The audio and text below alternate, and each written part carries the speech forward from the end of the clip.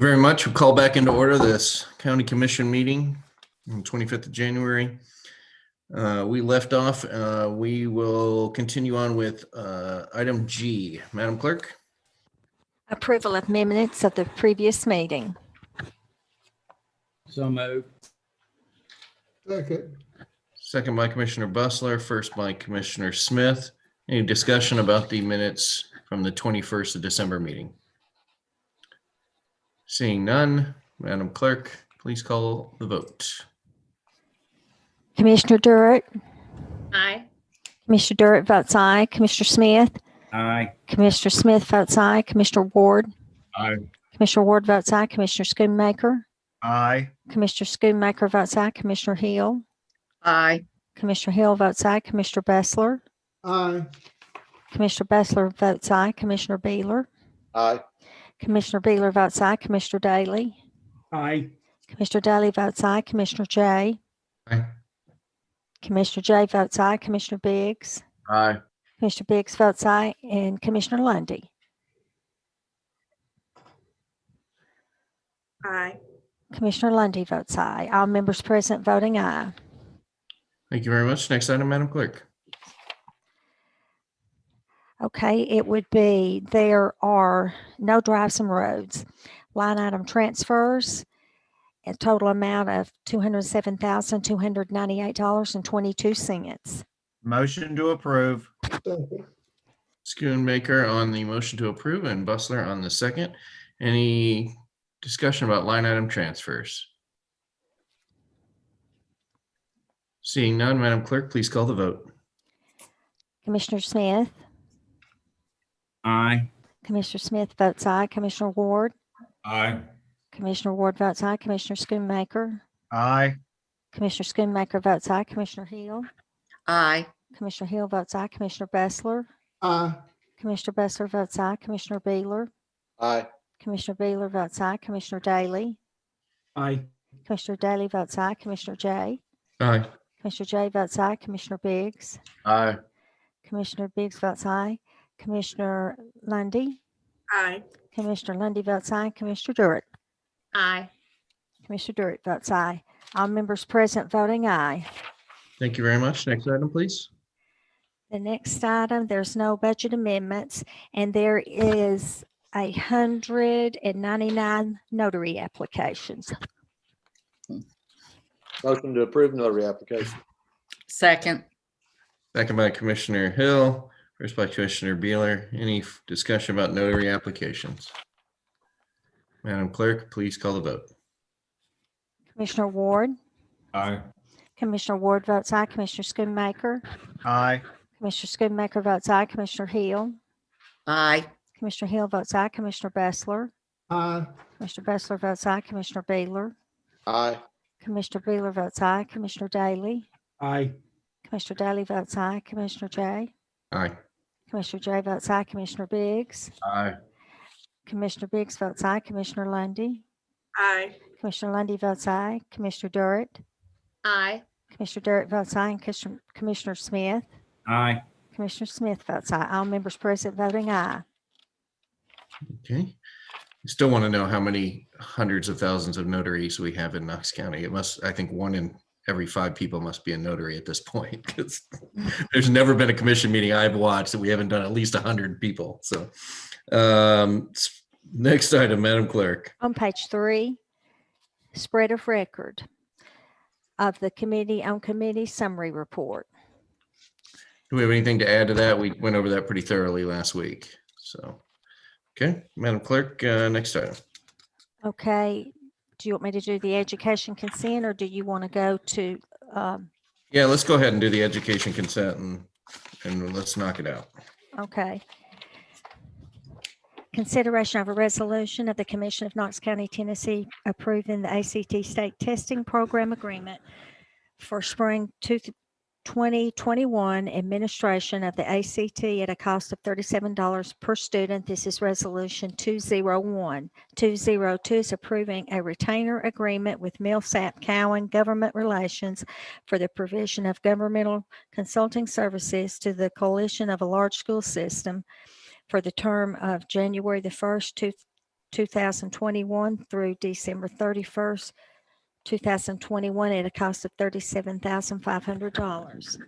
Resolution 203 is approving a contract to audit accounts with Pew and Company PC for the audit of the Knox County Schools internal school funds for the period beginning July 1st, 2020 and ending June 30, 2021 at a cost of $117,134.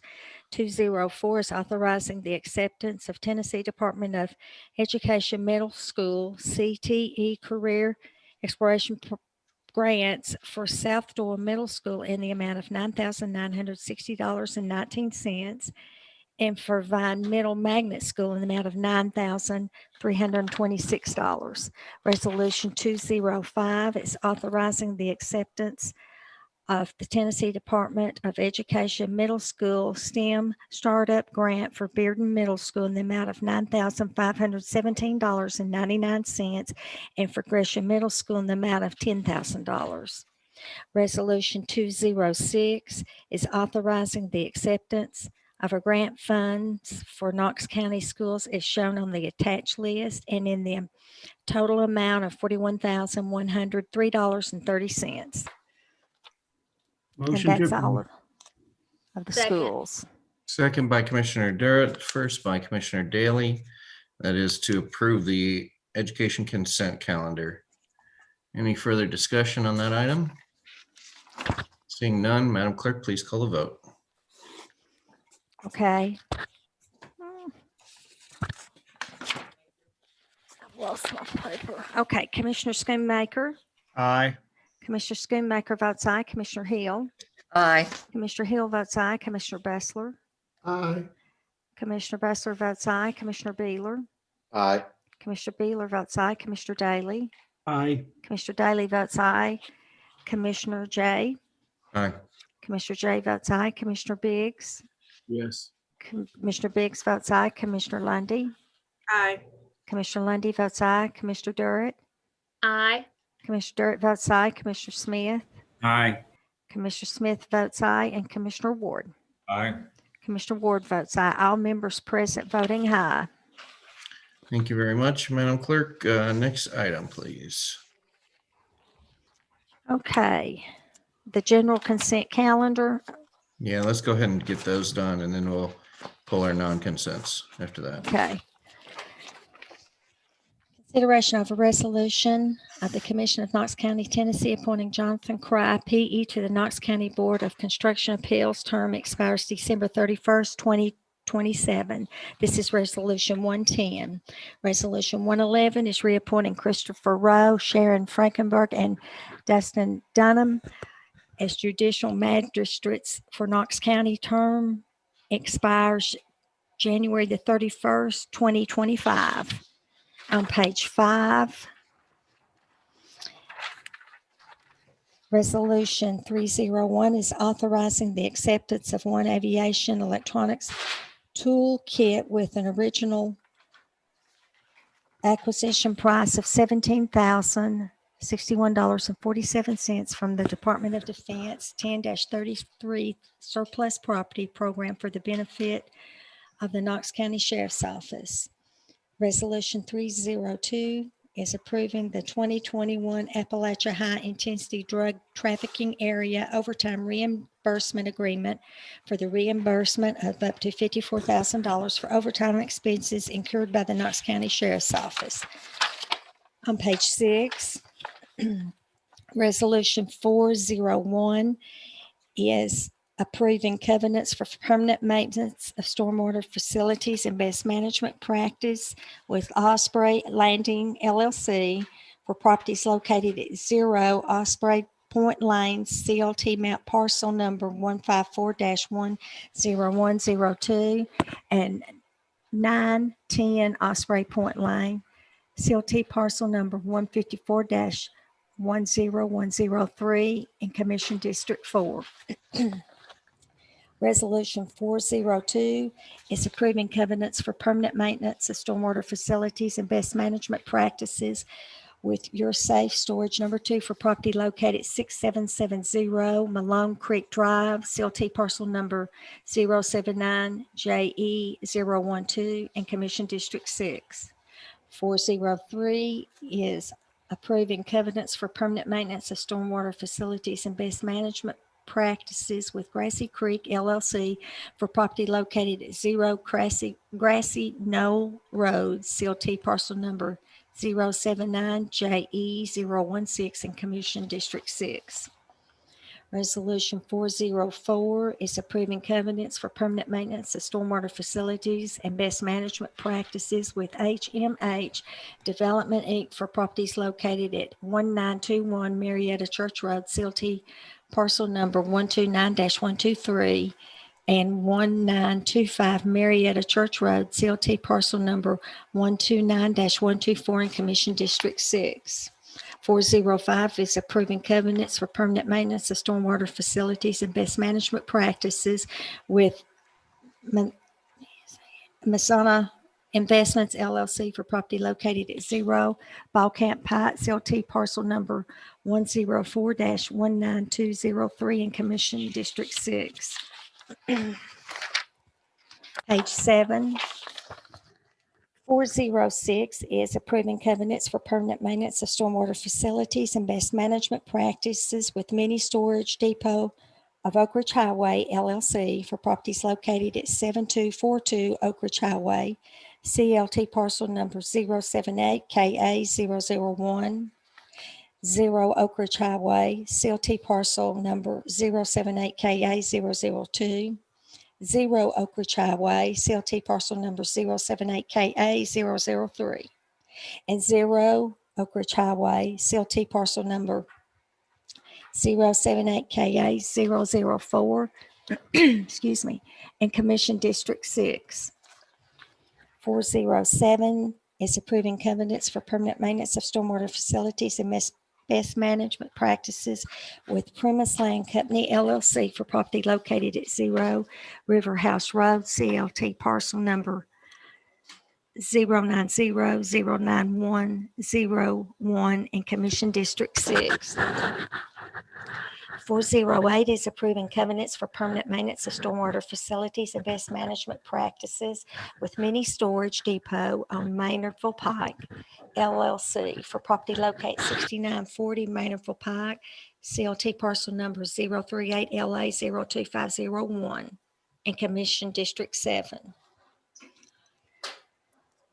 Resolution 409 is approving a contract with Environmental Remediation Consultants, Inc. for the provision of maintenance of prosperity water quality devices services as needed.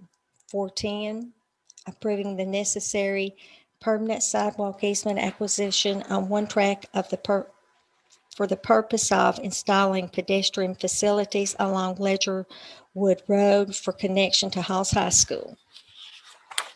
On page 8, Resolution 411 is approving a grant contract with the Tennessee Department of Agriculture in the amount of $115,100 for water quality improvements in the Beaver Creek watershed for the period of March 15, 2021 to July 31st, 2024. Requires a local match of $76,737.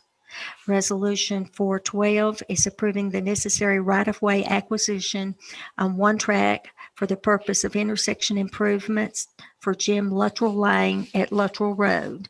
Resolution 413, approving the necessary right-of-way slope and construction easement acquisitions on 9 tracks for the purpose of intersection improvements for the West Beaver Creek Drive at Clinton Highway SR 9 US 25W. Resolution 414 is approving the necessary right-of-way acquisition on one track for the purpose of installing a roundabout intersection of Hickory Creek Road at Hardin Valley Road. Resolution 415 is approving the necessary permanent sidewalk slope and construction easement acquisitions on 3 tracks for the purpose of installing pedestrian facilities along Choteau Road for the connection of Choteau Mill Lane.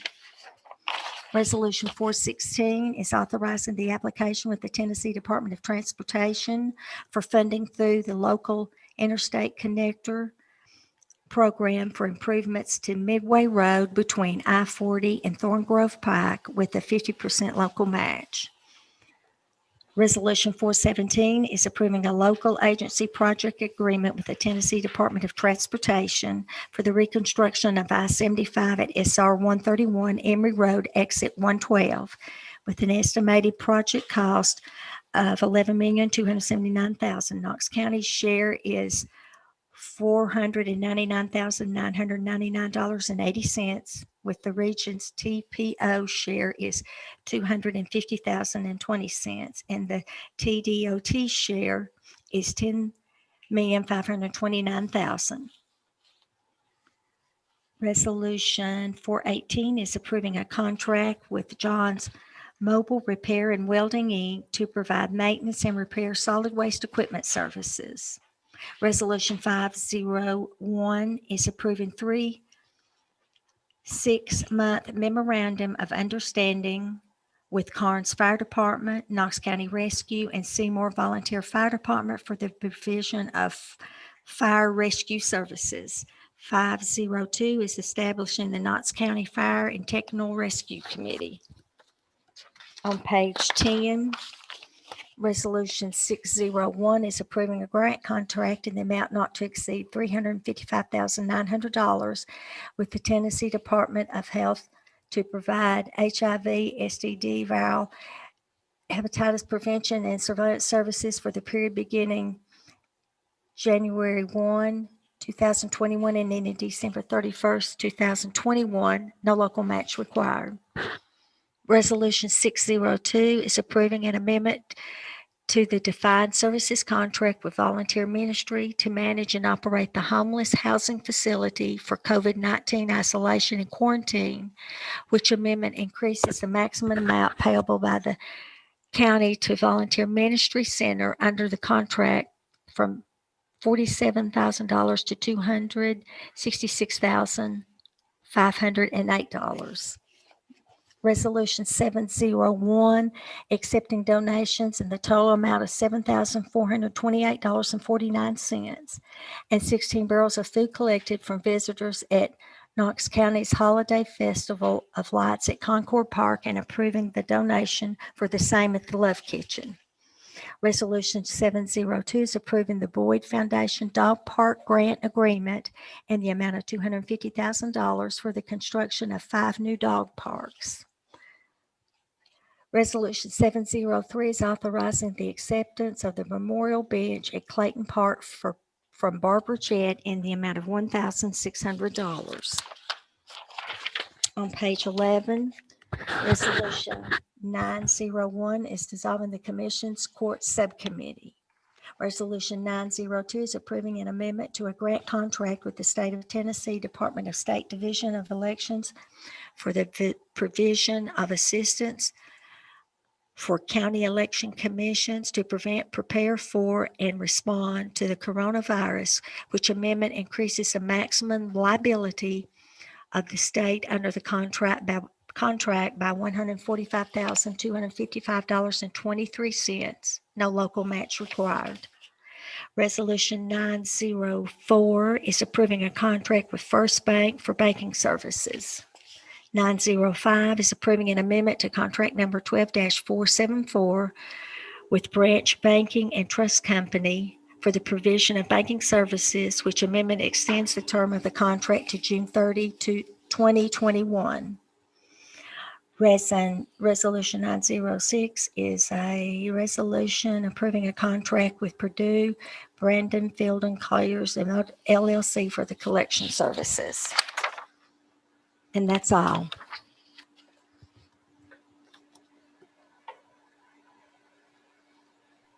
Motion to approve. Second. Daly and Bustler, Kim. Sorry, 1 second. Wasn't 51 pulled off of consent? Just gonna double check my notes. 51 was pulled off. Chairman, you did pull it. Yeah, 51 was pulled off consent, so that would not be included. Okay, so who I had thought it the, was noted as just to be added. it was also on the non-consent for some reason. So, I had it on non-consent too, Yeah. before we voted on the agenda. okay, so Okay. is there a motion to approve the consent calendar without 51? Yes. So moved. Commissioner Daly, is there a second? Second. Second by Commissioner Hill, first by Commissioner Daly. This is to approve the general government consent calendar. Any additional discussions? Consent agenda, not calendar. Okay, Madam Clerk, please call the vote.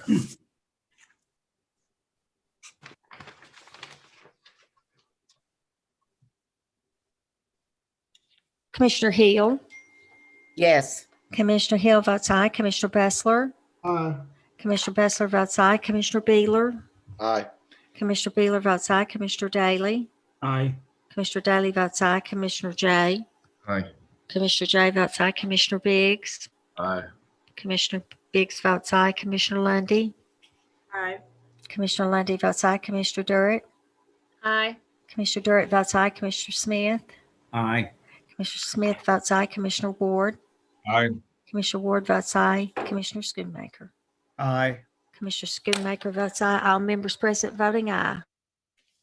Thank you very much. Taking us back to our first non-consent item, I believe that is 16. Is that accurate?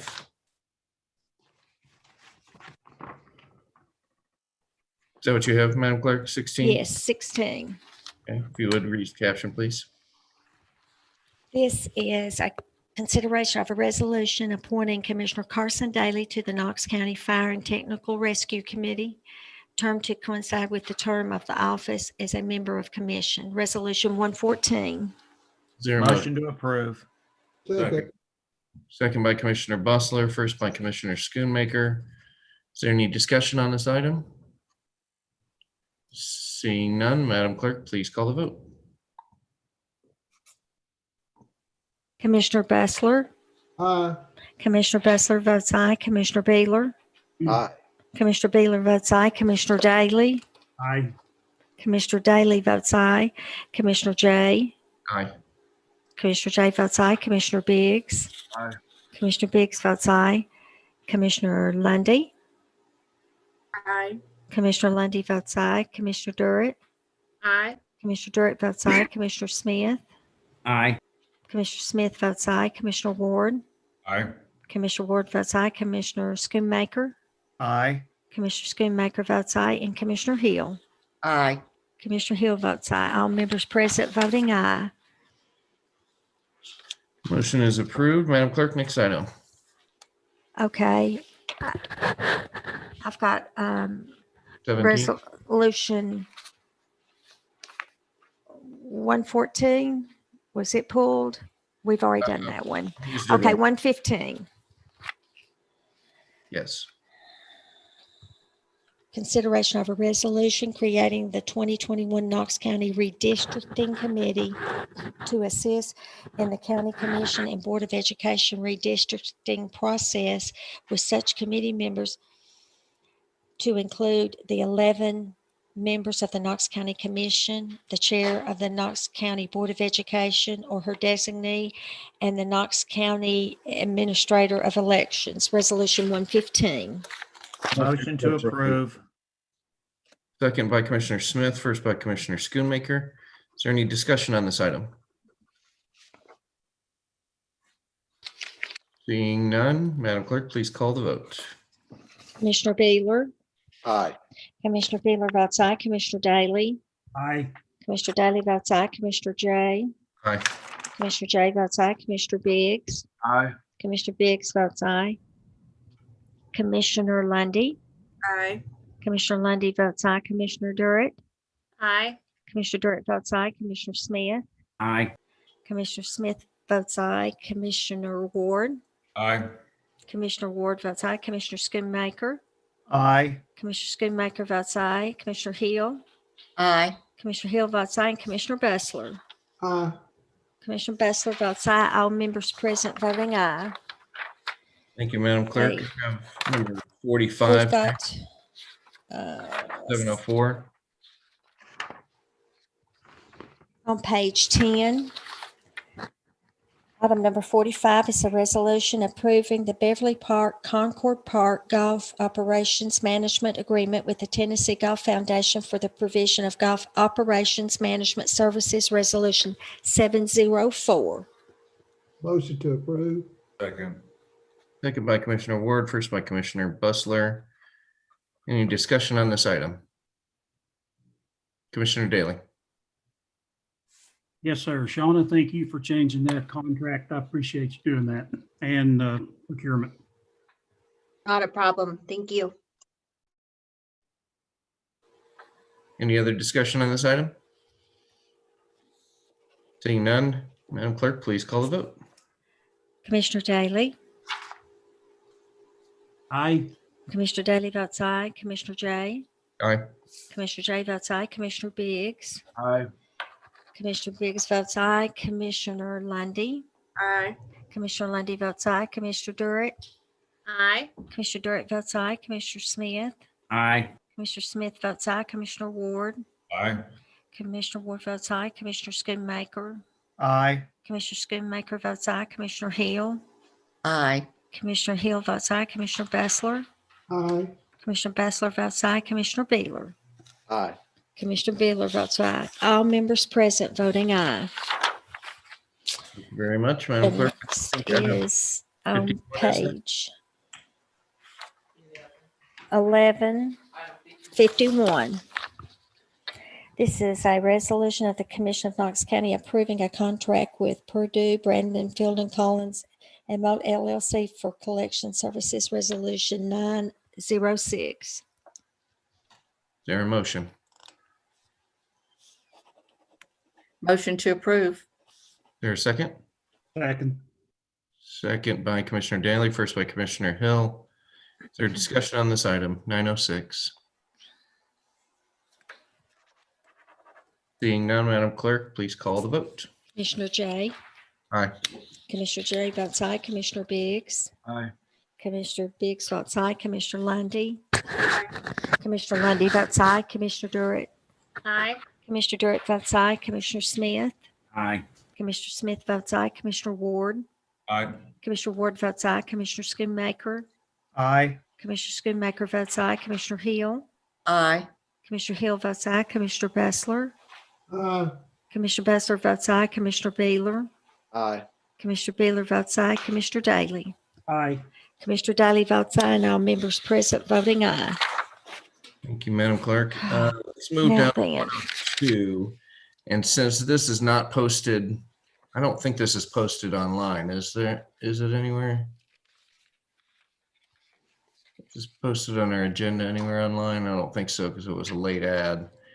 Since it's not posted online, if you could read the entire resolution for the record. for Resolution 102, Yes, ma'am. okay. I don't, unless it's posted somewhere where the public can see it. I just don't see it anywhere. Okay. This is a resolution of the Commission of Knox County, Tennessee, welcoming Danny White as the Athletic Director of the University of Tennessee. Whereas the University of Tennessee has a tremendous economic impact on our region and our county. And whereas athletic events of the University of Tennessee contribute greatly to the Knox County's hotel motel tax. And whereas Knox County has always worked closely with the University of Tennessee and played a partnership role with the university in the funding of the Thompson Bowling Arena. And whereas Knox County is a desirable place to live and raise a family, and the commission wishes to welcome Danny White and his family to our great county and community. Now therefore be it resolved by the Commission of Knox County as follows. The Commission of Knox County hereby welcomes Danny White to Big Orange Country. The commission extends their best wishes as he begins his tenure as the athletic director of the University of Tennessee. Be it further resolved that this resolution is to take effect from and after its passage as provided by the Charter of Knox County, Tennessee, the public welfare requiring it. Thank you, Madam Clerk. Commissioner Biggs, this is your resolution. I'll look to you. Yes, sir, Mr. Chairman, I appreciate that. I'd like to get this added if possible. You may cue that up first or just speak why I'd like for it to be added. You would need a motion first, please. Make a motion to add. Second. This was already added. It's already been added. You just Yeah. have to make a motion to approve it. I'm sorry, motion to approve, sir. Second. Second from Commissioner Schoonmaker, first by Commissioner Biggs. If you'd like to have the floor, sir. Yes, sir. I thought that this would be a very kind gesture, something that we could do, something to show our appreciation, and something that I don't know if the full commission would like to sign on to. I would have really appreciated if we could.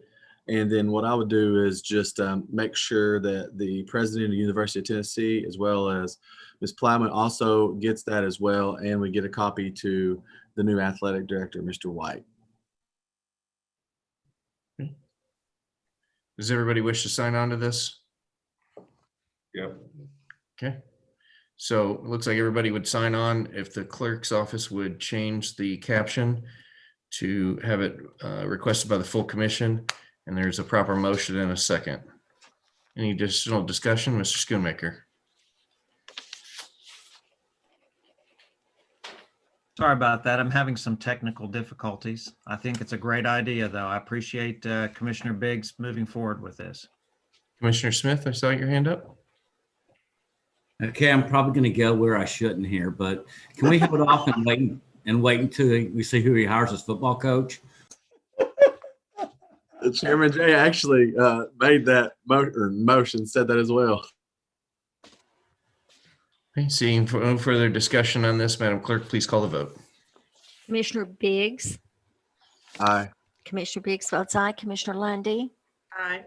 Commissioner Lundy votes aye. Commissioner Durrett, Aye. Commissioner Durrett votes aye. Commissioner Smith, Aye. Commissioner Smith votes aye. Commissioner Ward, Aye.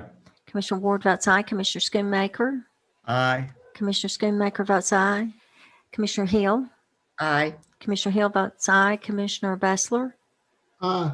Commissioner Bessler votes aye. Commissioner Beeler, Aye. Commissioner Beeler votes aye. Commissioner Daly, Aye. Commissioner Daly votes aye. Commissioner Jay, Aye. Commissioner Jay votes aye. All members present voting aye. Thank you, Madam Clerk. If we could move to 303 and again read the entire resolution for the public. Okay. This is a resolution of the Commission of Knox County, Tennessee, approving construction of a video courtroom facility at 5001 Maloneyville Road at a cost of not to exceed $1.5 million to be funded through an estimation and appropriation resolution.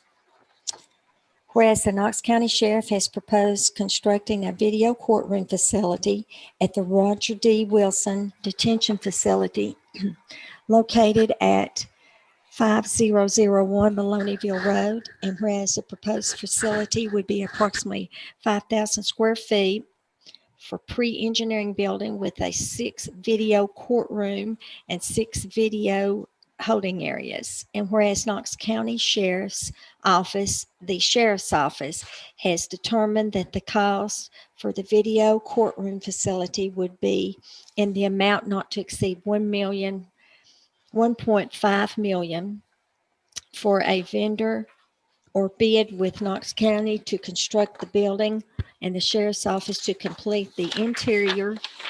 And whereas a video courtroom facility would eliminate the need for the Sheriff's Office to transport inmates from the Roger D.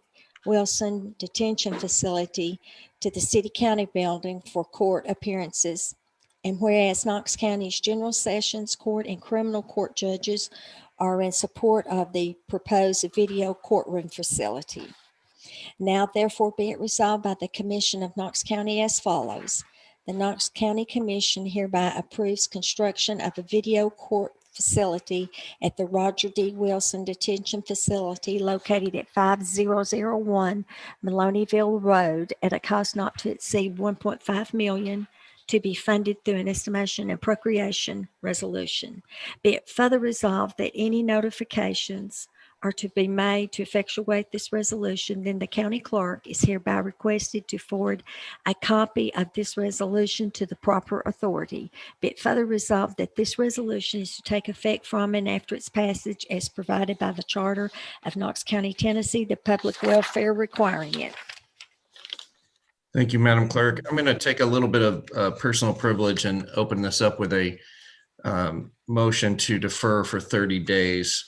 And I'll be happy to explain why, if there's a second, and I can discuss it further. Second. Second by Commissioner Schoonmaker. I'm a huge proponent of this. Thank you for the opportunity to jump right in.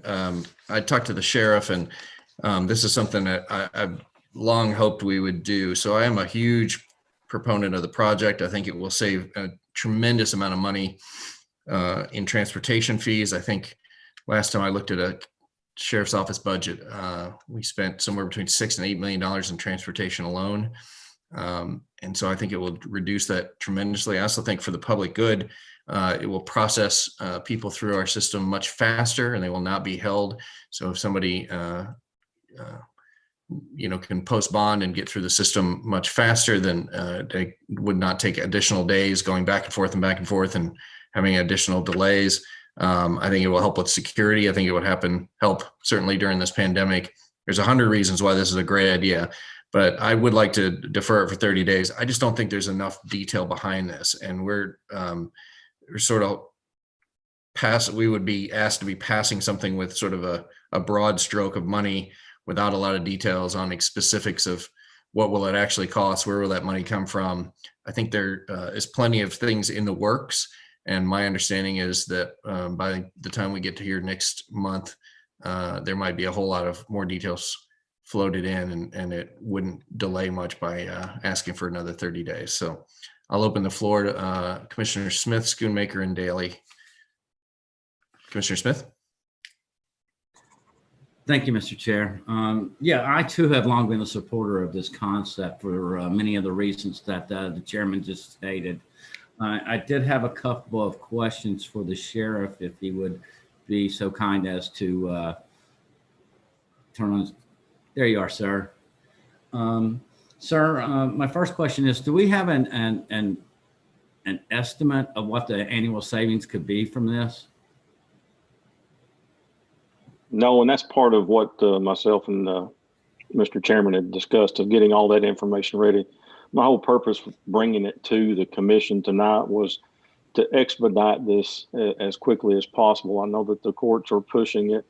They've been on us about other things. And so this was something I came up with, and I tried to put together what I could as best I could so quickly.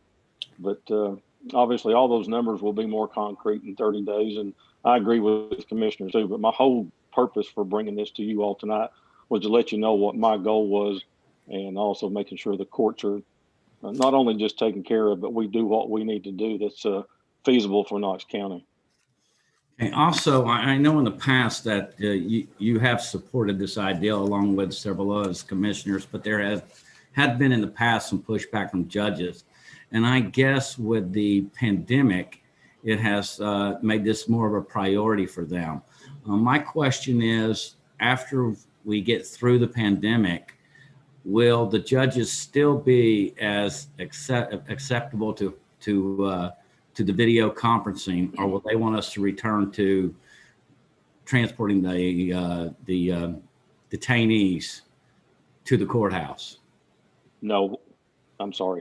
What we're being told is they want to continue this, and that's why I wouldn't go this far if this was going to be something temporary. That would be nothing but a waste of tax dollars if we spent $100 or $1 million plus for a building, and then just say, okay, we're through with it. No, this is the plan to continue in the future. And again, as both of you all mentioned, this is going to save money for Knox County taxpayers as far as transportation and other things. So no, we're going to make sure that it continues on. Okay, and it's my understanding that throughout the country this takes place in a lot of different states and municipalities. There is nothing questionable constitutionally about this. No, there is not. I do see Director. Thank you, Commissioner Smith. I see Director Book's hand up. Is it in relation to the constitutionality of these types of setups, Director Book? Number one, the constitutionality is the sheriff is exactly right. They do this all across the country.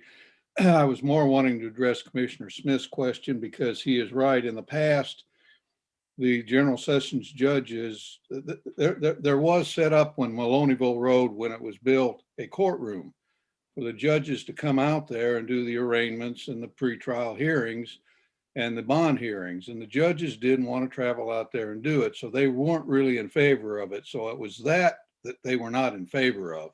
Since they can now sit in their courtrooms and do this by way of Zoom or whatever, like the sheriff is talking about, I think to answer Commissioner Smith's questions, that the judges, since they don't have to go out there, would be much in favor of it. And yes, it's very constitutional.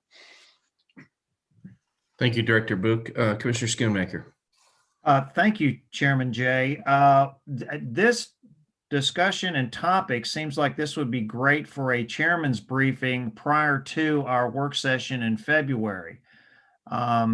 And then that way we can get all the details and work through all these things prior to the work session. The other thing is and this is mainly a comment to the sheriff, is that typically in Knox County, it seems like when we go to build something, we tend to build it too small for the need. And so I would be wanting to know where we are modeling this building after, what other parts of the county are using this type of facility. And if we're going to go forward with it, is it large enough to handle for the next 20 years? Yes, it should be. And that's why we've made it the size that we have, is 5,000 square feet. You're talking about adding 6 hearing rooms, if you will. And that also has room for restrooms. It also has the room for the attorney-client, everything that's needed for that. And that's why we went to that size of it. We didn't want to make it something that we'd have to look at down the road and say it's not big enough. But what we have now downtown at the city county building within the courts, they also have an arraignment center there, but this adds to it to where we can do more than just one at a time and having to have the courts schedule a time. So that's one of the things that we looked at. Okay. And where would it be located on your property? If you're standing in front of the Roger D. Wilson facility, it would be off to the right around the side back, if you will.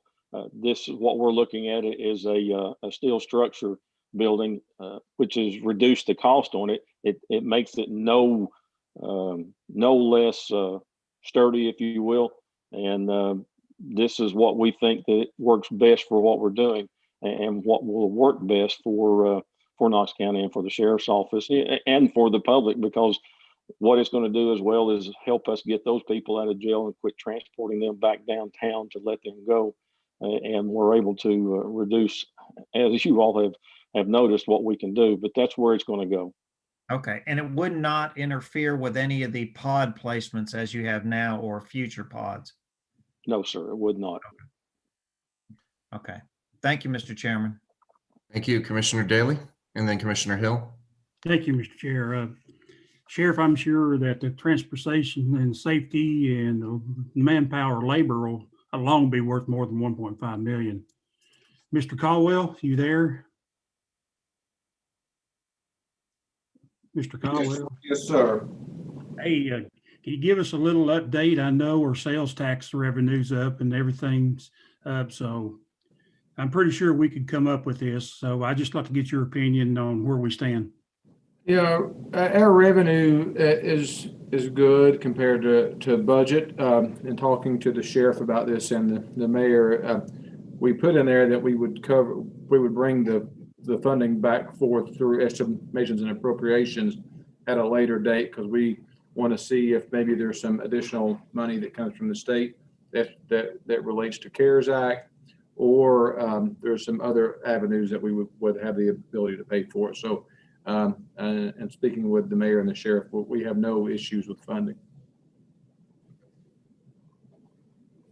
Thank you, Commissioner Daly. Commissioner Hill, and then I'll go back to Commissioner Smith. Thank you.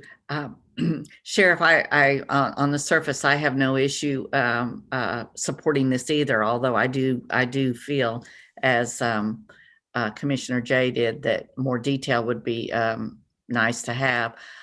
One thing I would like to hear too, that I might have asked Mr. Hammond, except it just, anyway, the numbers that he was giving us about the number of hearings that have occurred, and which are remarkable given the COVID, and I would just like to have a side by side compared to pre-COVID.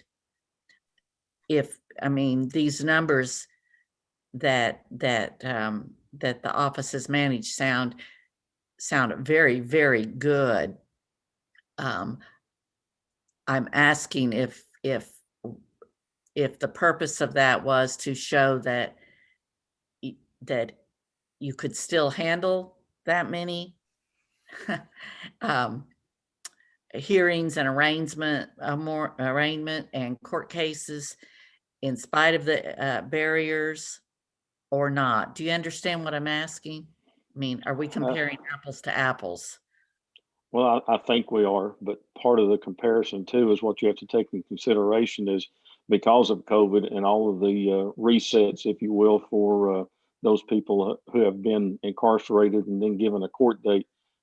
Those people that did not show up, those are people that we're having to go back out and look forward to bring them back to court after the judge issues either a bench warrant or whatever it may be. That's a big part of it. But no, it's not going to change anything as far as the manpower of getting people in and out of the courtroom, if you will, because it doesn't change anything as far as our jury trials. Those will still be in the courtroom whenever we go back to somewhat normalcy, but it has nothing to do and doesn't change that. It just, those numbers have gone drastically up, and unfortunately they're going to stay that way for quite some time, just for the fact that as he said, I think if I remember correctly, I forgot how many thousand of cases that we have to even get in front of the judges, so it's going to take some time. But clearly we have managed. Oh yes, we've managed.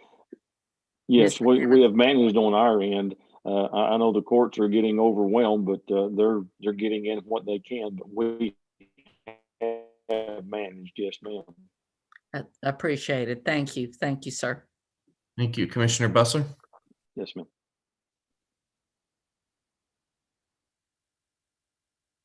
You're on mute.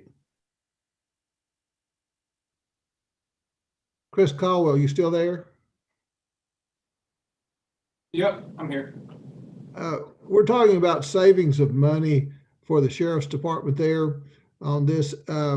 What is your projection as a financial person, what the savings would be? And is it a true savings? I'll get with Allison on that. I know there'll be a savings in transportation.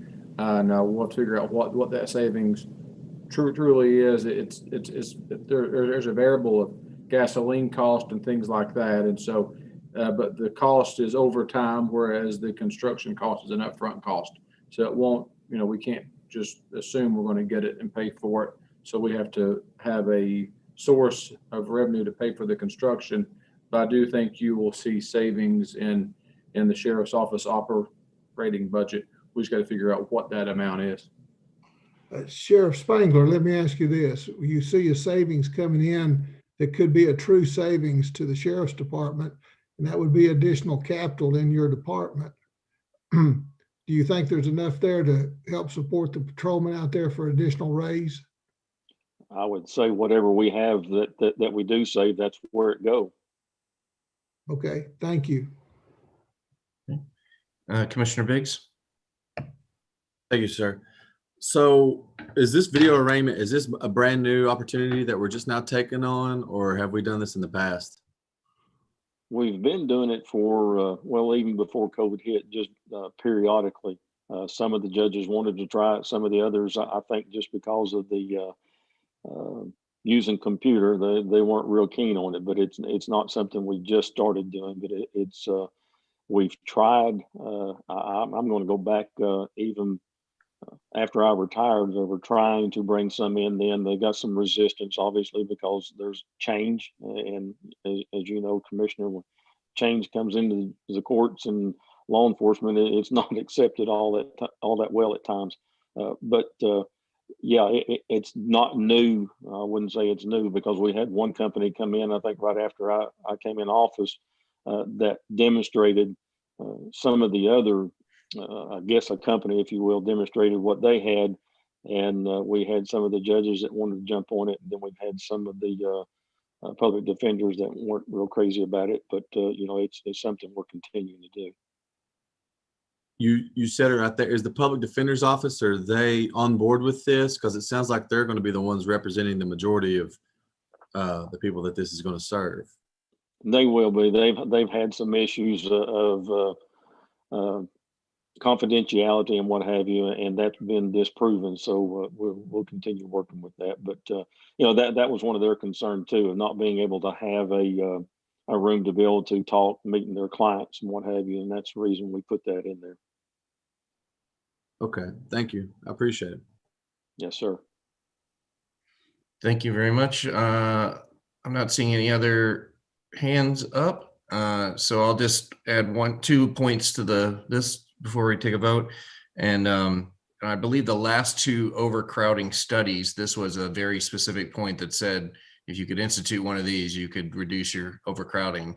So this was one of the recommendations that was put forth, I think, 15 years ago or 10 years ago, and then again last year or 2 years ago when we did the last study. So this falls right in line with a way to reduce our population. And I did talk to the Director Caldwell about just seeing if there was any opportunity for COVID relief money, state money, court money, any other opportunity to sort of co-fund this. So I know they'll explore that diligently between now and next month. So thank you for the good and meaningful discussion. I think we all look forward to seeing where this goes, and you'll have a welcome audience when the details are filled in the blanks. So right now we have a motion and a second from Commissioner Jay and Schoonmaker to defer for 30 days. This would end up on our February agenda. Any additional discussion? Seeing none, if you would call the vote, please. Commissioner Lundy, Aye. Commissioner Lundy votes aye. Commissioner Durrett, Aye. Commissioner Durrett votes aye. Commissioner Smith, Aye. Commissioner Smith votes aye. Commissioner Ward, Aye. Commissioner Ward votes aye. Commissioner Schoonmaker, Aye. Commissioner Schoonmaker votes aye. Commissioner Hill, Aye. Commissioner Hill votes aye. Commissioner Bessler, Aye. Commissioner Bessler votes aye. Commissioner Beeler,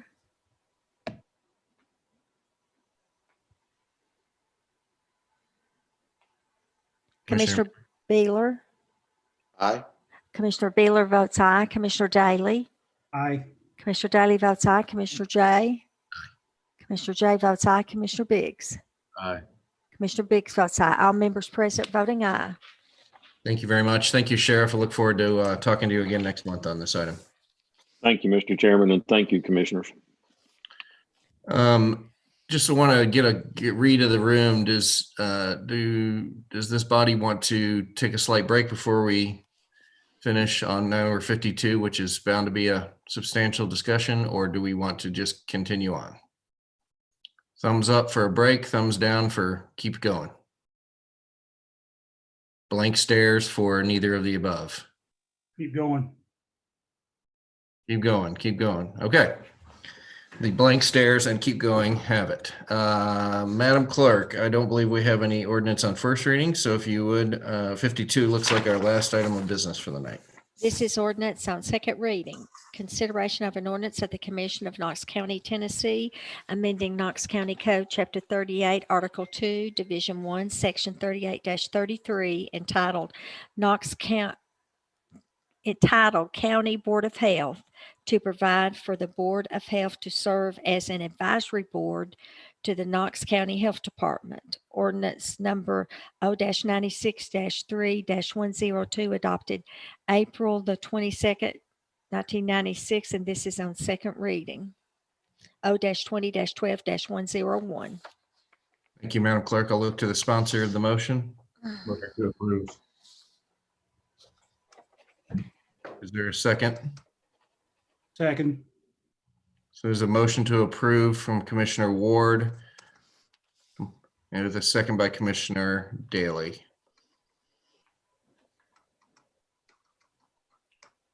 Okay, open up the floor for discussion. Commissioner Ward? So I've been two trains. Yeah, I'm on. Two trains of thoughts in my head. I still think this should be passed. I still think the Board of Health should be the one. The Board of Health, the Health Department, and Dr. Buchanan should be the ones in charge. Especially now that we're going to vaccination mode, they can make policies. Dr. Buchanan can make policies quicker, even daily, instead of waiting every 2 weeks and kind of get pushed forward the plan. Part of the disturbing part the last 30 days since we've seen each other is we've had a whole bunch go on. I think we're up to 8 or 9 death threats. We've had a bombing in Nashville. We've had the storming of the Capitol. We've also had death threat on one of our mayor's houses and also on the health department. Things have been a little wild. I've always felt that I'm a team player. I don't think this is just me deciding. This should be all of us, all 11 of us. I'm just one vote in this. So I definitely want to pass it. If the rest of my commissioners want to pass it tonight, I'm for it 100%. I'll also be very open if the commissioners want to delay. I'll hear them out. And if you guys want to delay as a team, I'm willing to listen. I'll pass on the first vote, but if the commissioners want to do it, I'll vote with you to do it as well if you want to delay it. So I'm kind of giving it up to the commission. If somebody wants to make a substitute motion, I'm open to it. But if you guys want to vote on it and pass it, I'm open to doing that as well. But I want it to be a team sport. I don't think it should just be me controlling the ball the whole time. So that's all I got to say. Thank you, Commissioner Ward. Commissioner Smith? I'd like to make a substitute motion to delay 30 days.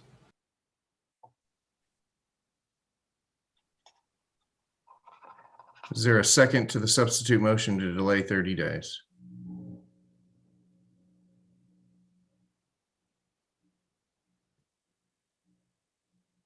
Seeing no second for the substitute motion, there is no motion there is no substitute motion, and we're back to the original.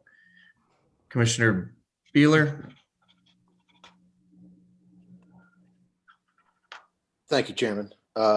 Well, I suppose it appears from the tenor of the meeting and the tea leaves in the room that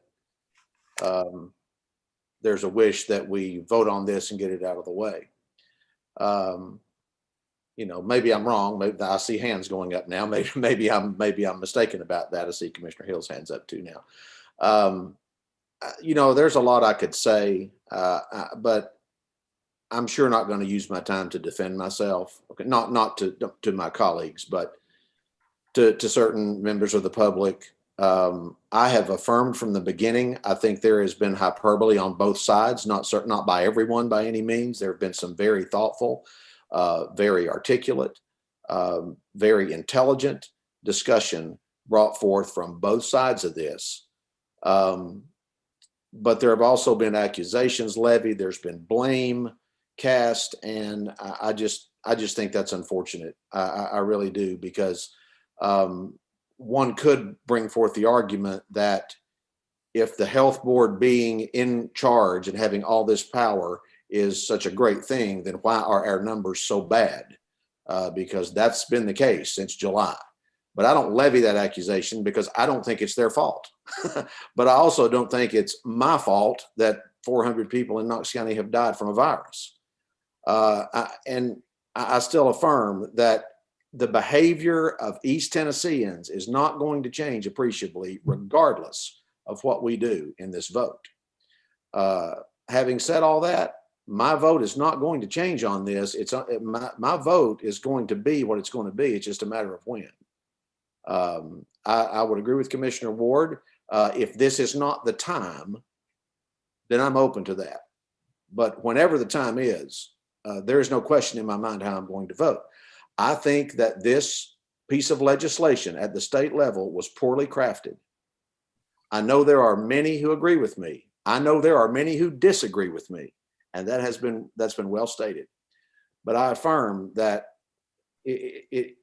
look, the school superintendent makes the call as to whether to close school for the safety of both children, parents, teachers, and the public.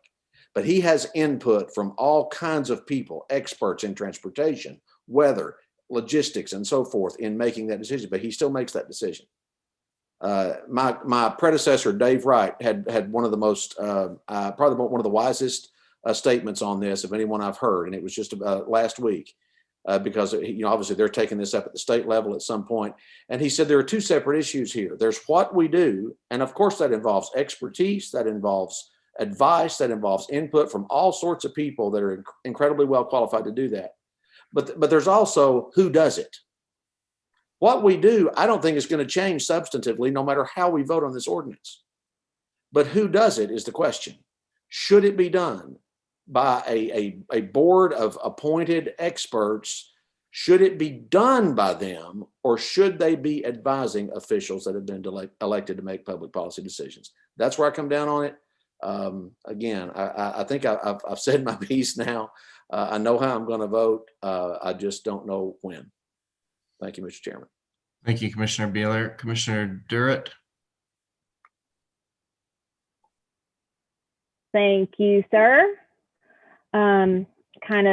We've all been able to say our piece because we've discussed the board limiting or dissolving the Board of Health in some manner 4 out of 5 months since I've been on this job. It has been a roller coaster, to say the least, that is for sure.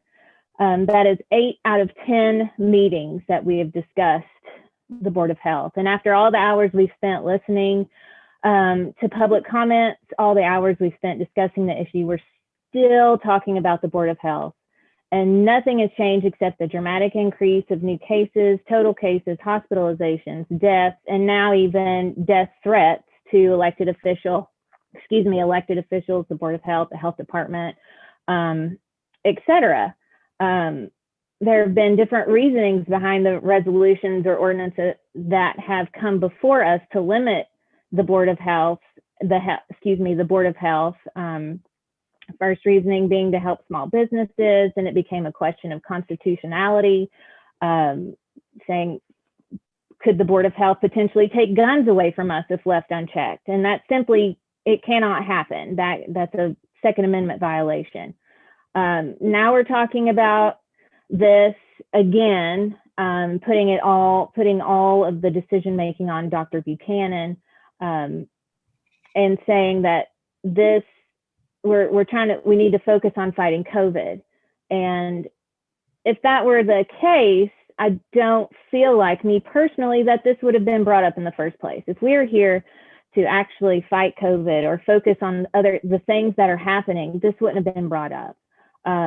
If it was about COVID, it wouldn't have been reintroduced after withdrawing it in November to let health professionals do their jobs. So we were elected to serve the public by making tough decisions. And I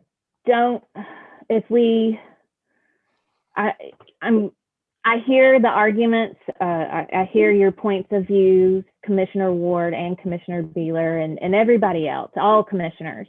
But with that, it's the timing. So it is with this in mind that I offer substitute motion to postpone the second reading of this ordinance to a time certain of 150 days. That puts us into June. We will have more of a handle on this virus. More people will be able to have been vaccinated at that point. Schools will be out by then. And in the meantime, we can devote our time to finding real solutions to help people who own small businesses and to help people who have become unemployed or are suffering from mental illness because of COVID, and put pressure on the State Department put pressure on the State Department of Health to increase our supply of vaccines. I'll second. So we have a substitute motion on the floor by Commissioner Durrett and a second by Commissioner Lundy. And the substitute motion is to postpone until a time certain of 150 days, which would essentially move this to June. Is that accurate? in how I've described it? Yes, sir. Okay, that motion is on the floor and properly before us. I'll open up discussion. I'll start with the discussion on this one. In that, if this motion were to pass, one of the big structural issues that we've always debated on this from day one was the state versus the local decision. The Board of Healths were created on a state level. They're set forth in clear standards by the state. There is current legislation that is on the board that may define that differently. And I still think that there's some argument about what we can do and what we can't do in the second half of this ordinance. I know that I may disagree with our law department, but I think there's so much more to this from a state structural thing that I would welcome letting the state get through its legislative session and understand it better, continue to discuss what we can and can't do in a thoughtful way, not a reactionary way. And I think by the time, and for all the other reasons, I think I just sort of really short cliff notes of my conversation in December, which was happy to have the conversation, still waiting for somebody to show me some sort of constitutional lawsuit or ruling or something that says that this isn't supposed to be like this. But again, that's a long-term research and an opportunity to dig into the legality of things, but not now. We have 125 people dead this month in our community, our neighbors. We still have 6 days left. Officers, firefighters, former commissioners, friends, neighbors, time and again, all I will reiterate is I welcome this, because if we can spend our time focusing on vaccinations, supporting our team, taking a breath, this is divided commission beyond all of the community. If we can spend time right now to focus on getting through the pandemic, then we can all think a little bit clearer. And so I welcome the substitute motion. Commissioner Bustler, I see your hand up. And Commissioner Hill, excuse me. Commissioner Hill first and then Bustler, my apologies. Thank you. So I appreciate what each of you has said. We've all brought different perspectives to the table, and Commissioner Ward, I appreciate you being open to considering a postponement. Commissioner Smith, Commissioner Durrett, your substitute motions. My attempt now is to try to land somewhere in the middle. As Commissioner Durrett said, this new board has been together for 5 months, and essentially all 5 months, we have spent hours and hours and hours.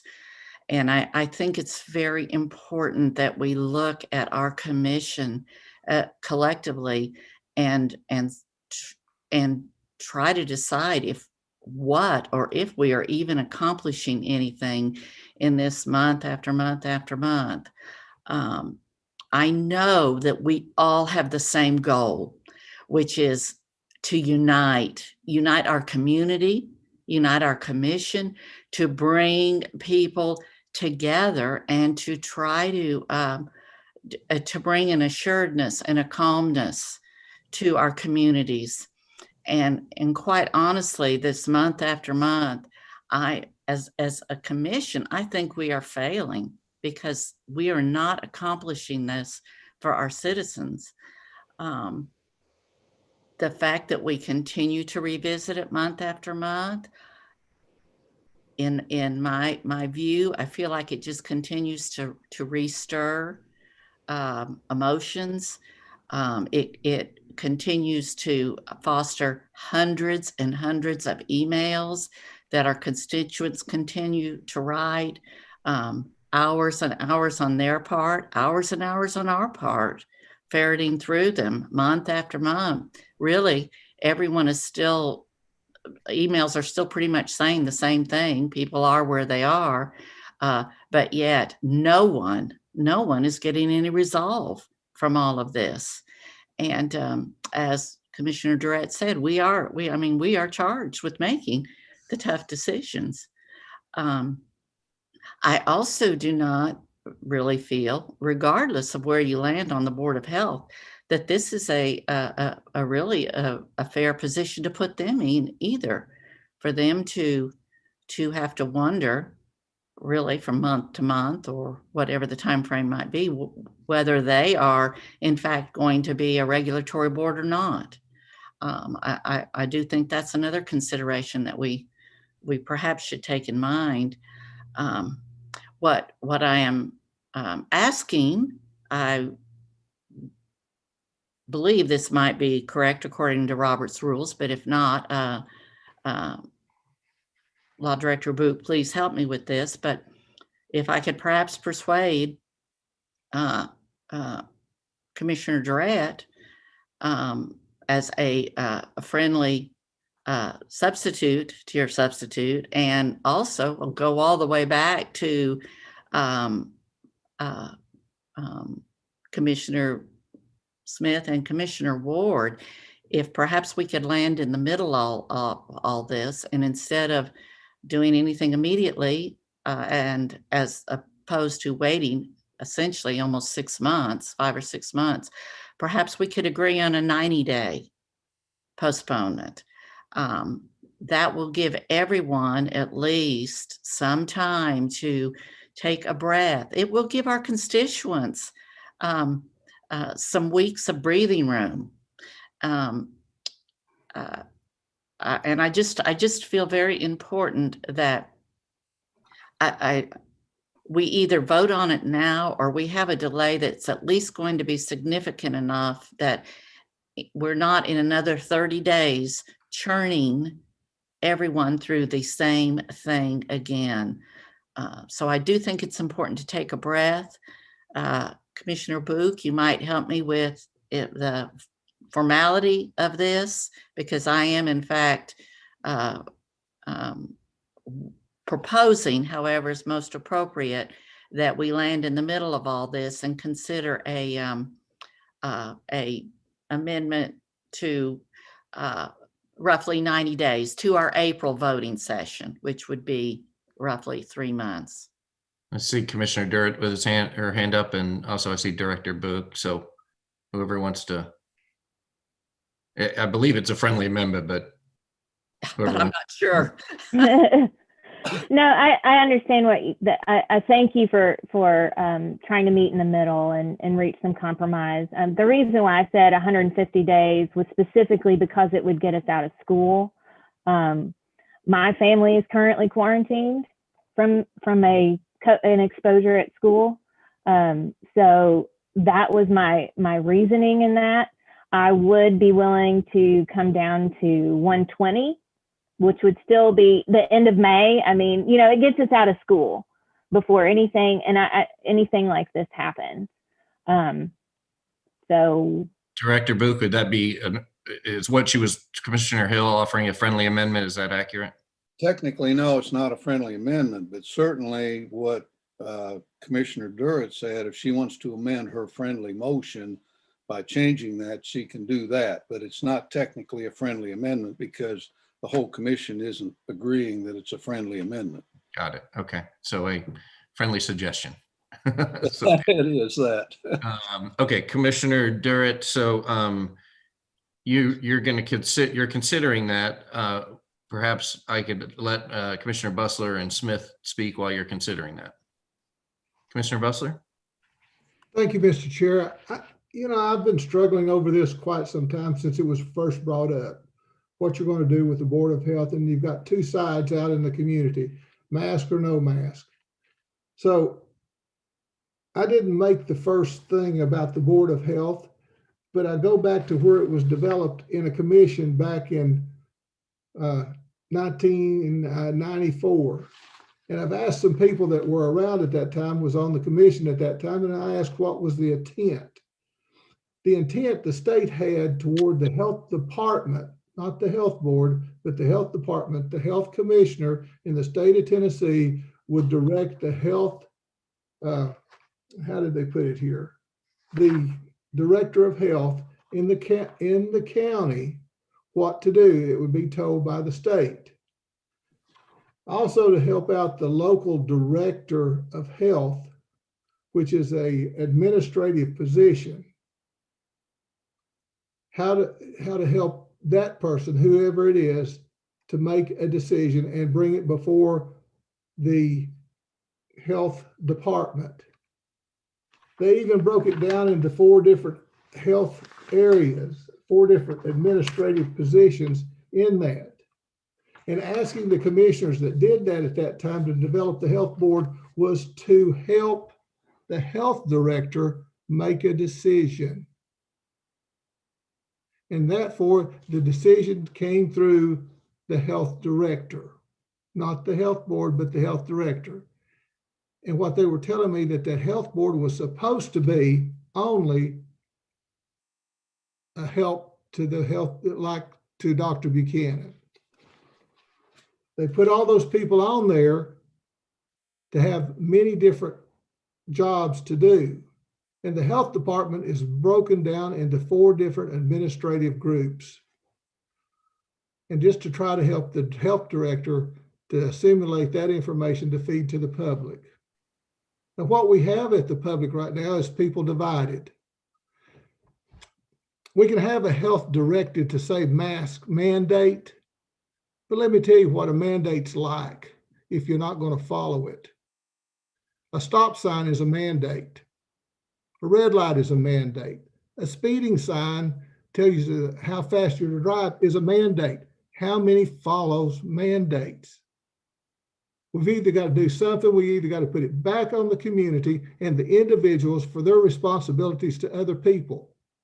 And as we keep on pushing this down the road, we keep pressing people farther and farther apart. And like I've told them, it's your responsibility for your health, for your family, your community. And they want us to make a decision for them. So you're going to have to make the community decide for themselves. That was my point right now, is how can we get the community to decide, hey, I'm going to try to help my neighbor instead of being against my neighbor. Where do we go to from there? I think I've listened to Commissioner Beaver, and I think what we've got to do is take personal responsibilities. We cannot take responsibility for the individuals out there and say, you've got to do this. They've got to decide on their own. And what they said, you can take a horse to water, but you can't make it drink, but you can encourage it to drink. And I think that's where the health board and the health department has failed right here. The communication has not been there. Until we get the communication right to the public for their decisions, I don't know how we're going to get this community back together. So by kicking it down the road, all you're doing is making that divide wider. So, I mean, you're going to decide what to do. But I've talked to the commissioners that made this decision, and the health board was supposed to be an advisory to the health director. You know, one thing I found about the health director doesn't even have to be a doctor. But they have guidelines of what a health director is supposed to be.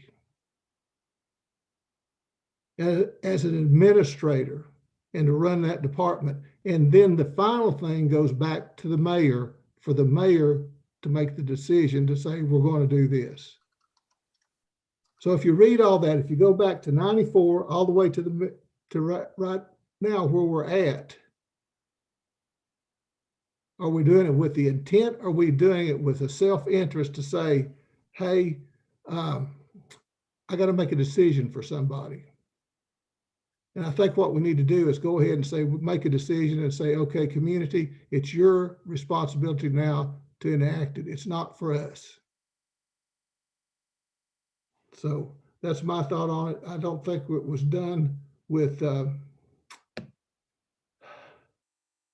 what we're making it out of. So we just need to handle it one way or the other.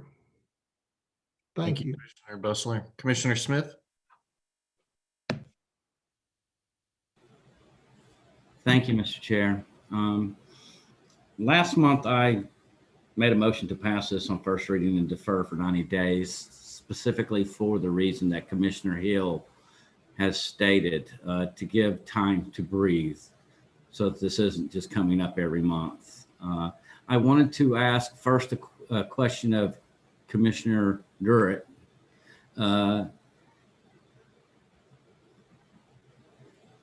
What is the logic behind waiting for school to be out before we take this back up? That, kids will not be in close proximity with one another. I mean, they are doing a great job. I've been in the school system. They are doing an excellent job of following mask mandates and those kinds of things. But kids are kids, and there would be, in my opinion, less of a chance of them spreading it once school was out. What does that have to do with when we make this decision? We would have lower case numbers. They're not bringing it home to their parents or to their families. It's just that's kind of it. We're in the summer. We've had time to get vaccines into more arms. Right now, we've got 75-plus-year-olds who are eligible to get a vaccine, but yet they still haven't done it because we're not getting the number of vaccines that we need to support our population from the State Board of Health. The State Department of Health. And so there's just a lot of factors that kind of line up with this reasoning, with the 150 days. It puts us into June. We can get back outside. We're not all clustered inside buildings. And so it was warm and sunny, and it was shining bright. It's the bright light at the end of the tunnel right now in my argument. So that's why I said 150 days. Okay. I'm not sure that any action that's taken on this is going to have a lot of bearing on any outcome, because I truly believe that Dr. Buchanan is not going to change a thing. In fact, she may be a little more strict. And that's kind of the problem I have with this, Commissioner Beaver. It doesn't address what some people's core issue is, and that is a non-elected person making the decision. My interpretation of this is Dr. Buchanan would be making the decision. She's not elected. She serves in two roles in her capacity at the health department. She's the chief medical officer, which does have to be a doctor, and she's the medical director. And I have questions, legal questions, of whether she can be fired in one role or both roles. And if she's still there, even if she's fired in one role and can make decisions. So I'm not sure this really helps with any of that.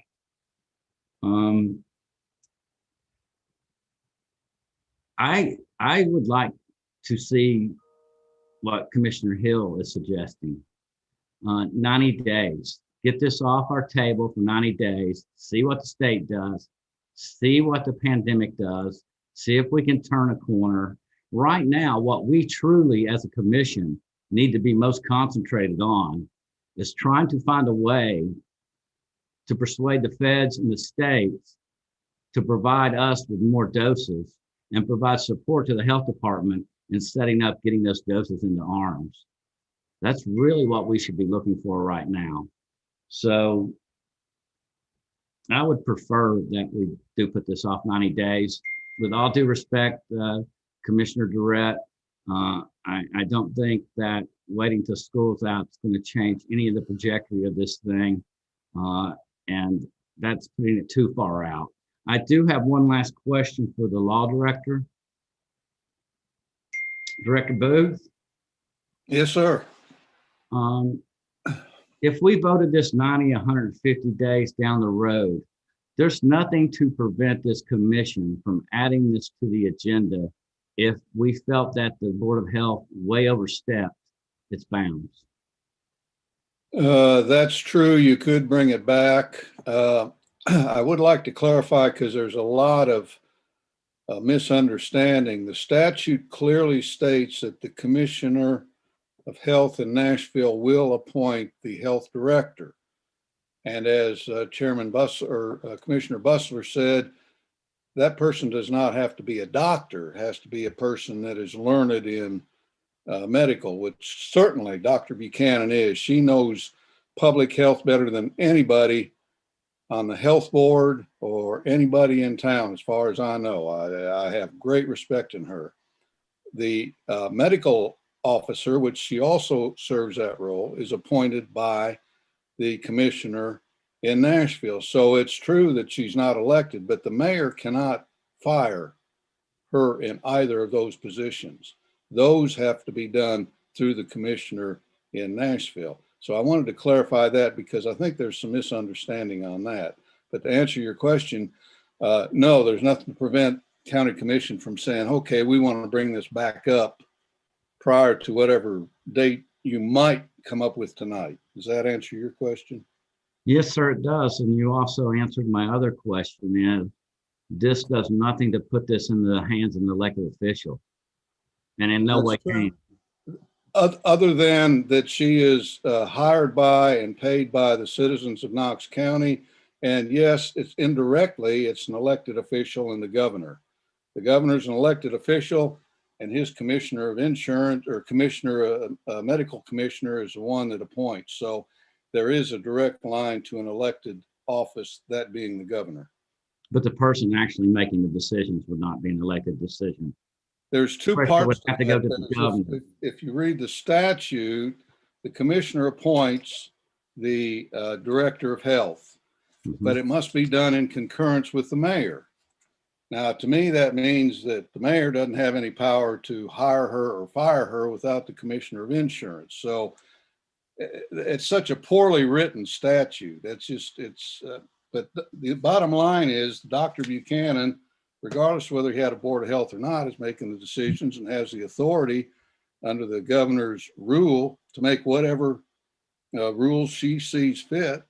And I believe everything that's I see on the Board of Health is coming out of her department anyway, to come up with their recommendations.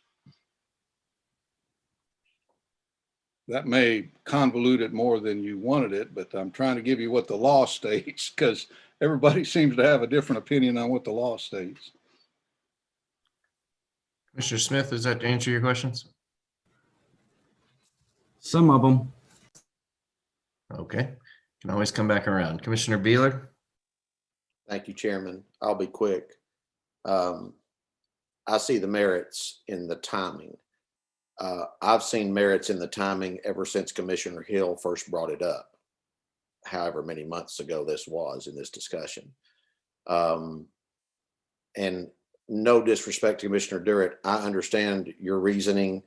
I do. I know where you're coming from, but to state it bluntly, I could be a lot friendlier to a 2-digit number than a 3-digit number on a deferral. Thank you. Commissioner Daly. Thank you, Mr. Chairman and Commissioners. I too, in the beginning, made the statement, I think in October, that I will be voting yes. It's just a matter of time when I will be voting yes. I can understand that we're kicking this can down the road, and I would rather go ahead and do it tonight, one way or other, up or down. But I'll go along with everything. My concern is that what really changed my mind was Dr. O'Brien when he decided that he was going to present a resolution that he wants to take over Anderson County, Blount County, Union County, the 16 counties around us. This health board wanted to take them over. And when I talked to Dr. O'Brien, Dr. O'Brien said, well, that was just for a discussion. No, you don't bring anything up as a resolution without an intent on acting on it. So if this does go for 90 days, I'm not for 150 days. Having kids in school will not change anything, like Commissioner Smith has said. If this does go to 90 days, if the health board decides that they're going to stick another mandate on the citizens or they're going to do something and Commissioner Durrett said something about the Second Amendment. We're not worried about the Second Amendment. What I'm worried about is this Board of Health, knowing that we're kicking this can down the road, and they're going to state that they're going to think that, well, they're not going to do anything. So we're going to go ahead and do it. We're going to go ahead and outlaw sodas. We're going to go ahead and outlaw this or that. No, it's coming to a time that all 11 of us, either tonight, 90 days, that we need to vote to take the regulatory powers away from this board, not dissolve the board. Everybody keeps saying dissolve. This board will not be dissolved. It will become an advisory board to Dr. Buchanan or whoever the health director is. So I will be voting yes when the time comes, if that's tonight or 90 days down the road. I'm still saying that this health board has overstepped its bounds, and it's going to have to stop at some point in time. Thank you. Commissioner Schoonmaker, and then Commissioner Hill. I'll come back to you. Thank you, Mr. Chairman. Like all of you, I've spent a lot of time trying to analyze this whole situation here. And so I'm one of those that always likes to go back to the data or what the law is. And I too, like Commissioner Bustler, was reading the ordinance that was established by the Commission of Knox County back in 1994. It was actually approved on second reading in October of 1994. And what it did was the Commission of Knox County set up executive branch departments, one of which was the Department of Health. And in that, it does state in here that the director of the Department of Health shall report to and work in concert with the Knox County Board of Health. So the Board of Health does have the powers based on what Knox County Commission mandated back in 1994. But originally in conversations, it seems to be that the Board of Health was originally established as a financial oversight committee that basically looked at the health department's annual budget, looked to make sure that they were providing the services that were necessary, all the different divisions of from community health to just the nursing administration, everything, medical records. And they were supposed to be able to vote, and then their vote was then sent, the budget was then sent to the mayor of Knox County. And of course, at the time it was called the county executive. And then the county executive would take that budget that was approved by the Board of Health to install it into his budget for the budget of Knox County. So when the board was set up, they were not set up because they were specialists in infectious diseases or that they were specialists on public health. And I think that's the problem today, is that the citizens of Knox County are in this mindset that these folks were set up originally because they were experts in one, public health or infectious diseases, and they have the thought process to follow through with mandates and recommendations. And that's not what it was originally set up for. It was just set up as, hey, you're different board, whether it was the Medical Doctors Association said, hey, Bill, do you want to be on the Board of Health? And the guy said, yeah, okay, fine, great. And then County Commission approved him. But, I also look back to see what the rest of Tennessee is doing. We have 94 counties in Tennessee that have their director of their health department making their mandates. We are the only ones that are not doing that. And I, for the life of me, I can't understand why we would be the only anomaly in the whole state of Tennessee that would not be taking direction from our director of health who has public health experience. So again, you know, I don't think a board that was set up should be making mandates when we have somebody that we've had in our health department for almost 20 years now that's extremely qualified. I don't understand why people who are so in favor of maintaining the Board of Health have no confidence in the Knox County Health Department or the Knox County Director of the Knox County Health Department. That just absolutely floors me that these folks absolutely discount the 260 excellent employees we have in our health department. So whenever we make your decisions, I still feel like Martha Buchanan should be the person that makes the decisions as the director of health for Knox County, that she should be the one that's making the decisions for the citizens of Knox County. Thank you, Commissioner Schoonmaker. Commissioner Smith, back to you. Thank you, Mr. Chair. I'm going to go off of Commissioner Schoonmaker there and ask the law director, why are we doing this differently? Is there something in the governor's executive order that changes that process? The answer is, if you read it all started, I got to give you a quick little summary. Dr. Buchanan is the one charged by the governor. Dr. Buchanan is the one the governor has charged with making these decisions, because we are one of the 6 counties which he exempted from his orders and said the health director in these 6 counties, which is Hamilton, Sullivan, Knox, you know, the big counties.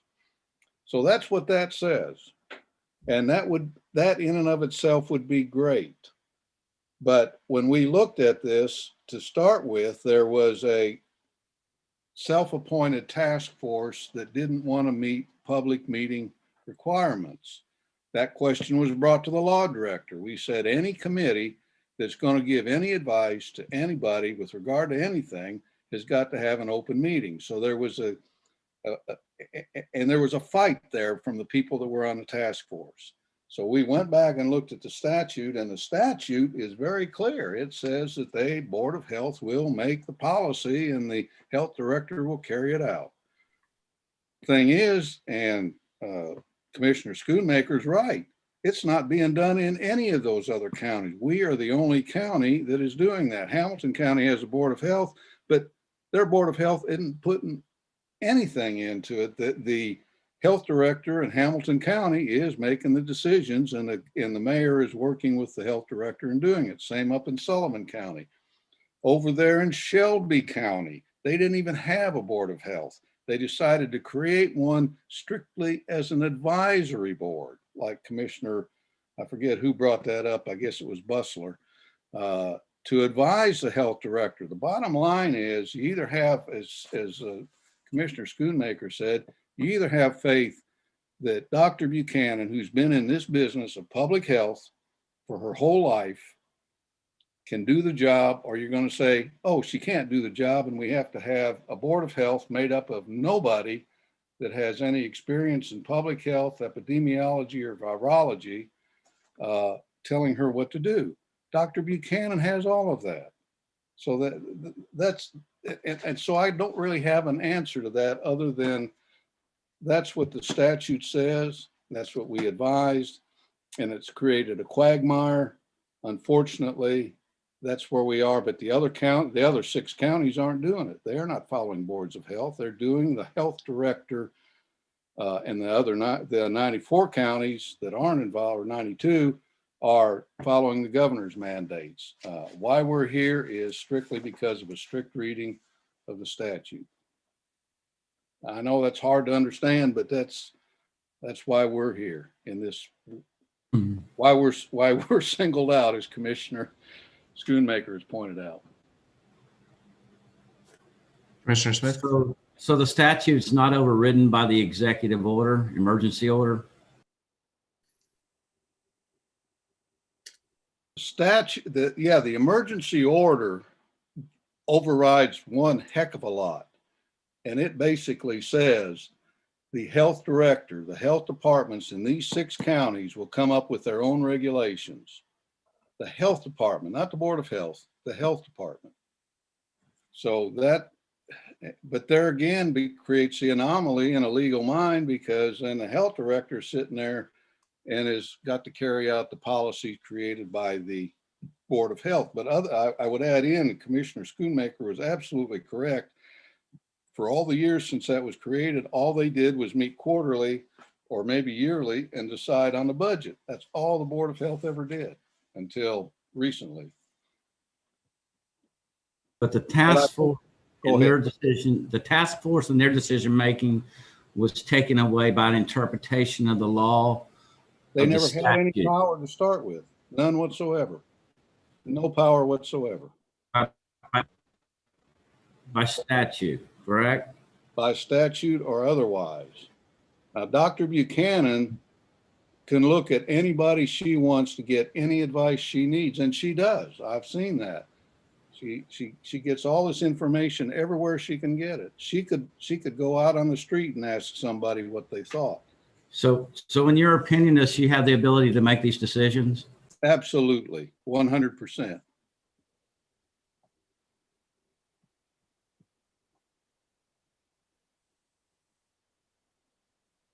Commissioner Smith?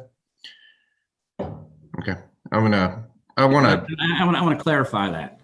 By ability, I mean the legal ability. yeah. The legal ability, that's correct, Commissioner Smith. She has the legal ability under both the governor's mandate and under the statute. She has the legal ability to protect the citizens of Knox County as she sees necessary as a public health expert.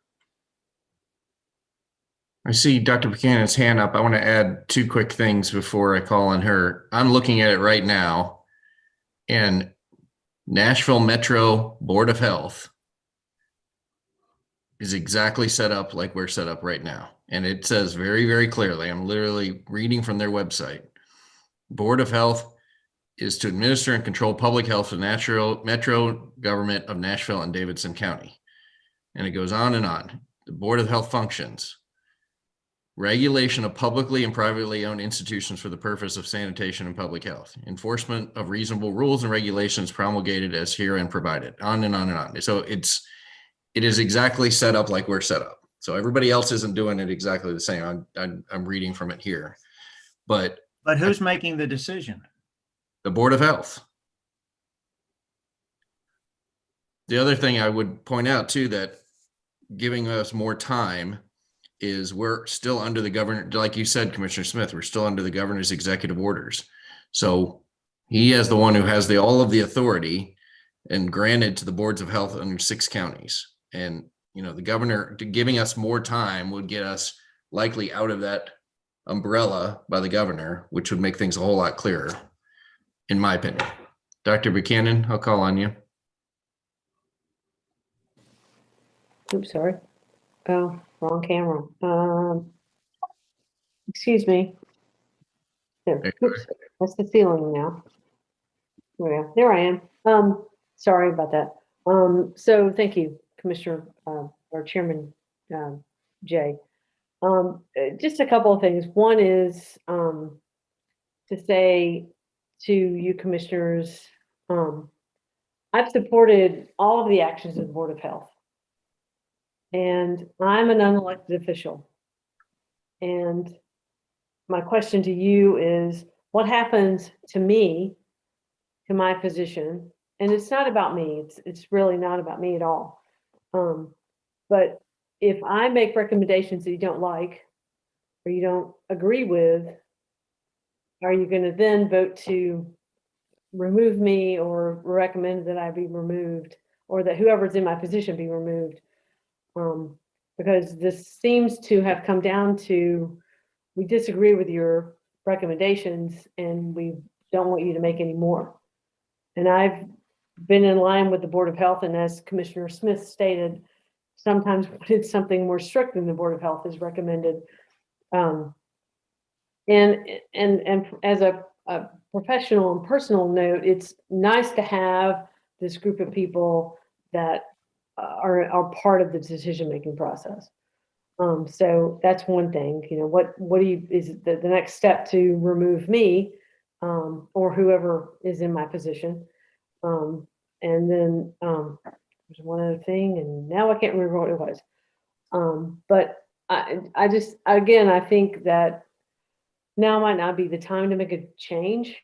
The Board of Health is an important part of our response and has been reasonable in their recommendations and thoughtful in their recommendations. They've proved themselves worthy and proved themselves to be thoughtful and not extreme in their recommendations. But I would encourage you to be thoughtful and consider delaying this decision. Thank you, Dr. Buchanan. So right now, the conversation is still open. There is, unless it is amended, there's a substitute motion on the table by Commissioner Durrett with a second by Commissioner Lundy at 150 days. Commissioner Smith and Schoonmaker.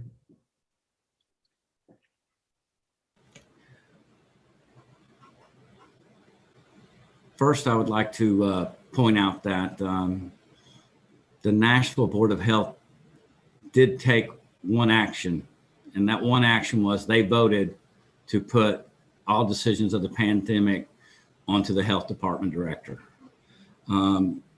So their board did make a decision on it. They decided to defer it to the health director. I don't think that's a good idea to put everything on one person. I will go ahead and just lay out what I intend to do here.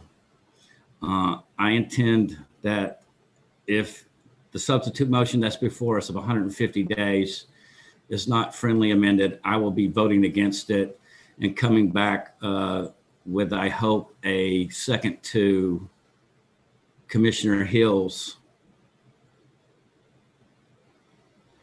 substitute motion at that point. Thank you. Commissioner Schoonmaker. Thank you, Chairman Jay. I just want to make sure that the citizens who are listening into this broadcast are not confused.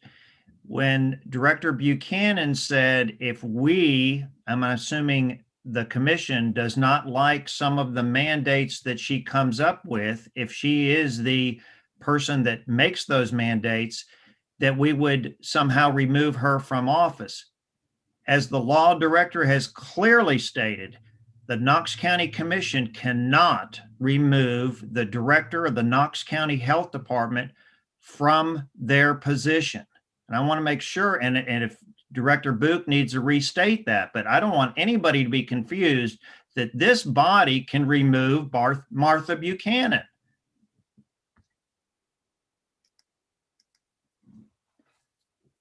Commissioner Lundy or Commissioner Book or Director Book, do you want to opine on that before we go to Commissioner? Yeah, I believe that Commissioner Schoonmaker was dead right, and this body could never take Dr. Buchanan out of that position, and the mayor cannot do it unilaterally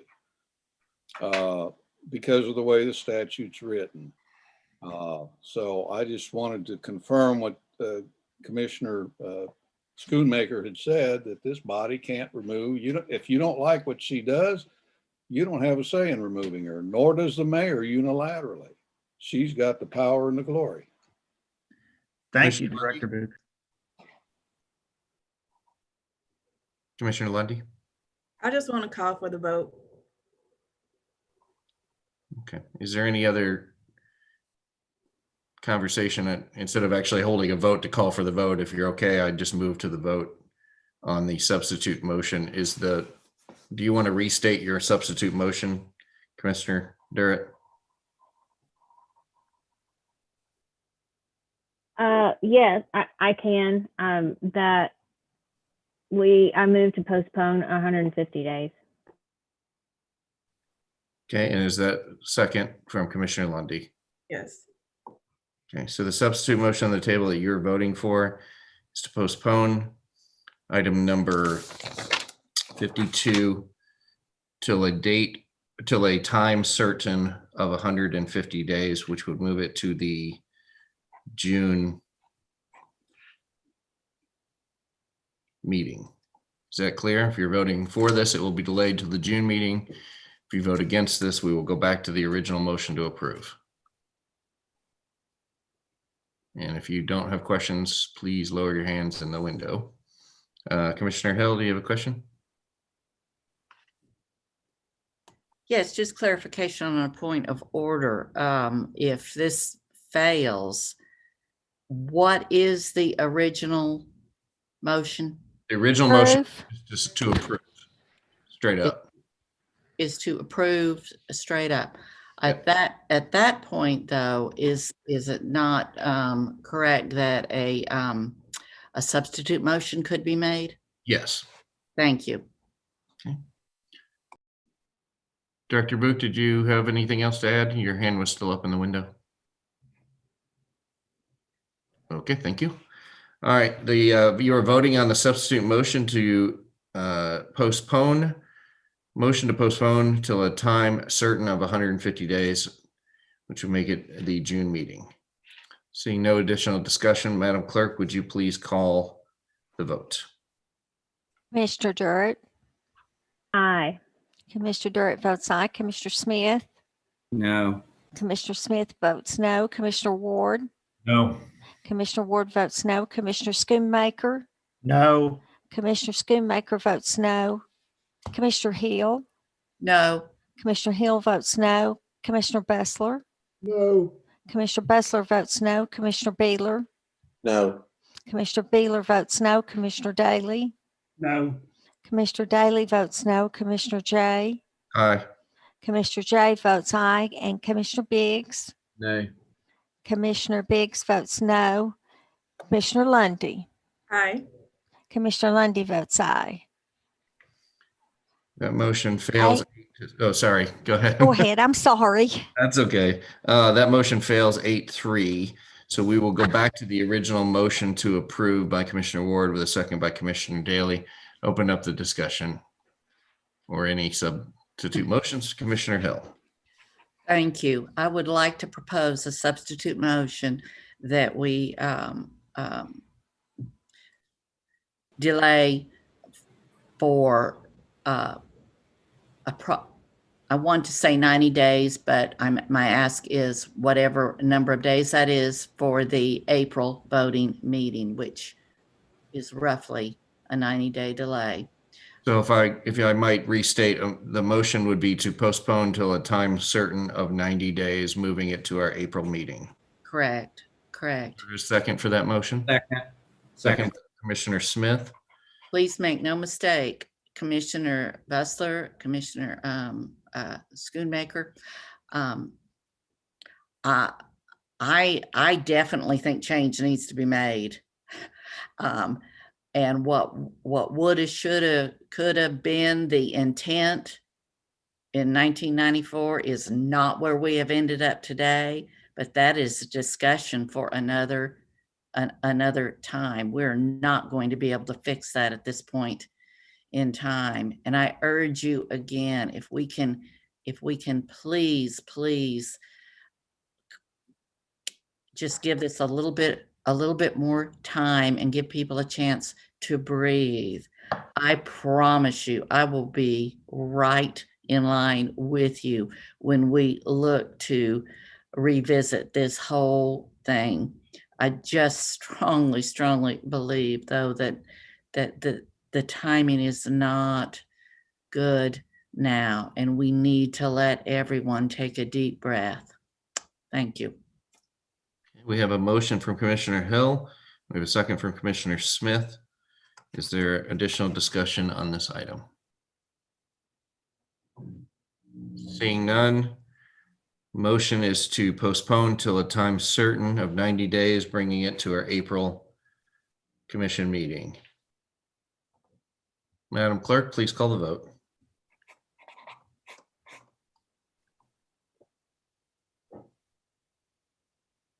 Commissioner Smith.